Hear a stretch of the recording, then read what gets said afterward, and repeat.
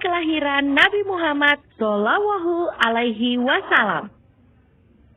Mekah yang semula hanya ditinggali oleh Hajar dan Nabi Ismail, seiring dengan berjalannya waktu, berubah menjadi sebuah negeri yang besar. Berkat doa Nabi Ibrahim, negeri itu sungguh mendapatkan berkah dari Allah. Masyarakatnya hidup dalam kecukupan dan sejahtera. Beribu-ribu tahun kemudian, Mekah berubah menjadi negeri yang sangat kejam. Sebagian besar masyarakatnya mulai melupakan ajaran agama yang benar dan berganti menyembah berhala-berhala yang mereka ciptakan sendiri. Di antaranya adalah Saman, Watan, Nusyun, dan masih banyak lainnya.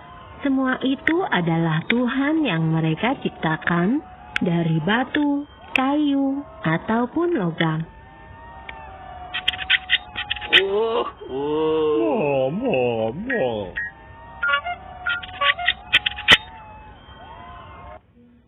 Kaum Quraisy menganggap harta adalah segalanya.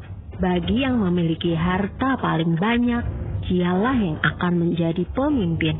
Demi mencapai kehormatan dan kedudukan, mereka menghalalkan segala cara.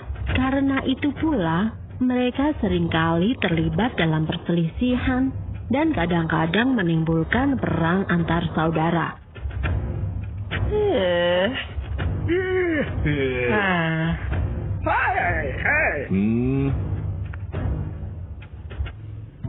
Bukan hanya Tuhan mereka saja yang berubah, sifat dan perilaku masyarakatnya pun juga berubah. Kaum Quraisy yang secara turun-menurun menguasai Mekah dan Ka'bah mulai membentuk kelompok masing-masing. Mereka sangat berkuasa dan kaya raya. Namun kekayaan itu mereka dapatkan dengan cara yang tidak halal. Merampok, memeras rakyat kecil, berjudi, curang dalam berdagang, dan perbudakan yang sangat kejam.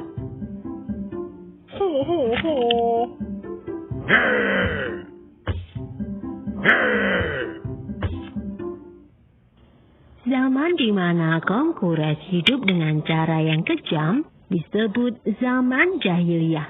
Pada zaman itu, ada seorang wanita soleh bernama Aminah. Suaminya bernama Abdullah. Pada saat Aminah mengandung, sang suami jatuh sakit dan akhirnya pun meninggal dunia. Aminah merasa sangat sedih karena harus hidup sendirian. Pada suatu malam, ia bermimpi melihat bulan jatuh ke pangkuannya. Menurut ahli tafsir mimpi, kelak anak yang dikandung oleh Aminah akan menjadi orang yang dihormati.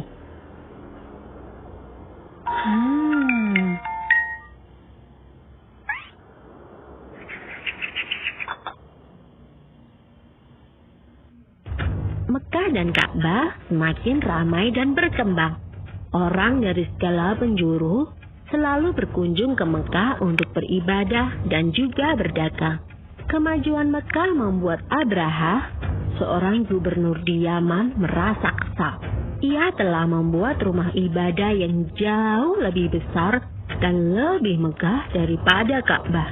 Namun, tidak ada satupun orang yang mau beribadah ke Yaman. Abraha lalu memerintahkan agar semua pasukannya bersiap-siap. Mereka akan menyerang Mekah dan menghancurkan Ka'bah.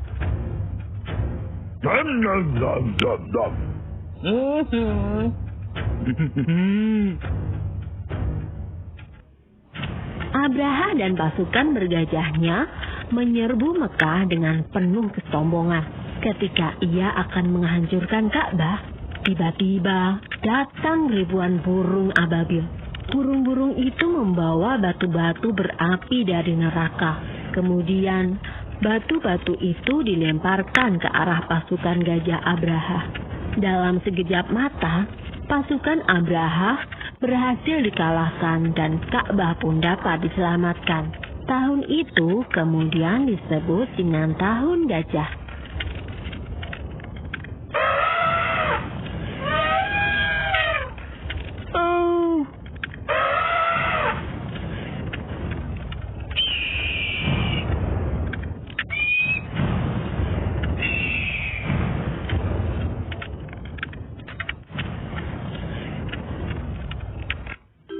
Pada tahun gajah itu pula, Aminah melahirkan putranya.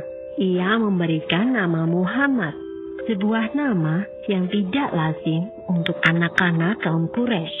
Ialah Nabi Muhammad, nabi terakhir yang diutus oleh Allah.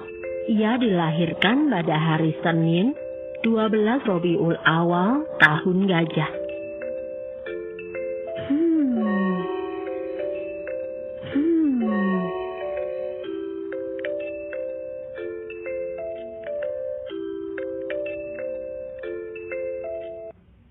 Selesai. Sumber dalam Al-Quran terdapat dalam surat Al-Fil ayat 1-5 yang artinya, apakah kamu tidak memperhatikan bagaimana Tuhanmu telah bertindak terhadap tentara bergajah? Bukankah dia telah menjadikan tipu daya mereka untuk menghancurkan Ka'bah itu sia-sia?